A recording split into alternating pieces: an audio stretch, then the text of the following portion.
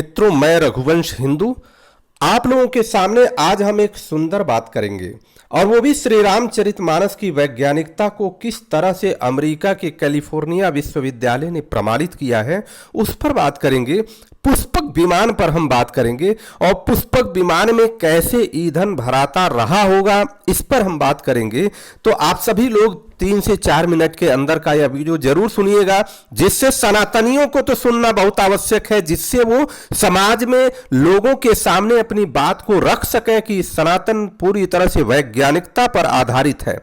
आज हिंदुस्तान समाचार पत्र में पुनः एक खबर निकली है कि जीवाणु के ऊर्जा से उड़ेगा विमान और वहां के कैलिफोर्निया विश्वविद्यालय के शोधकर्ताओं ने इसको शोध करके निकाला है कि मिट्टी के अंदर कुछ ऐसे जीवाणु हैं कि जिनके ऊर्जा से हम विमान को उड़ा सकते हैं। और उन जीवाणुओं की प्रवृत्ति क्या है कि जब वो अमीनो एसिड खाते हैं, और सभी लोग जानते हैं कि रासायनिक प्रक्रिया है कि जब अमीनो एसिड खाएंगे तो उनको तोड़ देते हैं वो, और तोड़ने के बाद वो कार्बन बॉन्ड के लिए बिल्डिंग ब्लॉक्स के रूप में बदल देते हैं और ये ऊर्जा के रूप में उत्पन्न होता है और इससे हम विमान तक उड़ा सकते हैं, ऐसा वहां के शोधकर्ताओं ने कहा है। शोधकर्ताओं में सबसे प्रमुख पाब्लो क्रूज मोरालेस ने बताया है, ये सारे विवरण दिया है।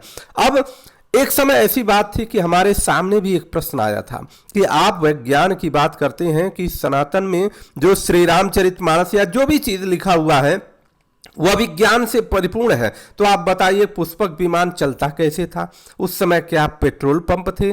क्या वहां ईंधन के भरने की व्यवस्था थी? हमने कहा कि भाई सौर ऊर्जा से तो आप भी चला रहे हैं, आप बहुत सारी गाड़ियां, बहुत सारे स्टेशन चलते हैं, बहुत सारा चीज चल रहा है तो सौर ऊर्जा से चलता है। तो उन्होंने एक तर्क दिया कि सौर ऊर्जा चलिए हम मान लेते हैं दिन में चलता रहा होगा, रात में क्या उसमें बैटरी लगती थी? ऐसा है।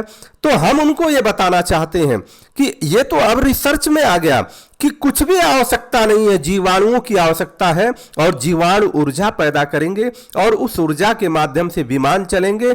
ये कैलिफोर्निया विश्वविद्यालय ने करोड़ों रुपए खर्च करके शोध किया है और इस बात को हमें बताना जरूरी है। हमने बार बार कहा कि आज जो पूरी दुनिया जिस प्रकार के शोध में लगी हुई है वह सारी चीज हमारे सनातन की वैज्ञानिकता के रूप में प्रकाशित हो चुका है, जिसे पढ़ने की आवश्यकता है।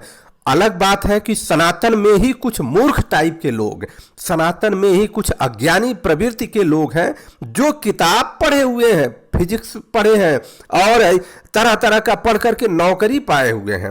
उनको इसी बात का अभिमान रहता है कि हम तो यहाँ पर आईएएस हैं, हम तो इंजीनियर हैं, हम तो फलाना है, और हमको क्या, हमको विज्ञान जब तक नहीं प्रमाणित होगा तब तक नहीं मानेंगे। मित्रों, ये बात बता दें कि आप जिसकी चीज को नहीं जानते, जिस चीज को आप नहीं जानते, इसका अर्थ ये नहीं है कि वो दुनिया में होता नहीं है।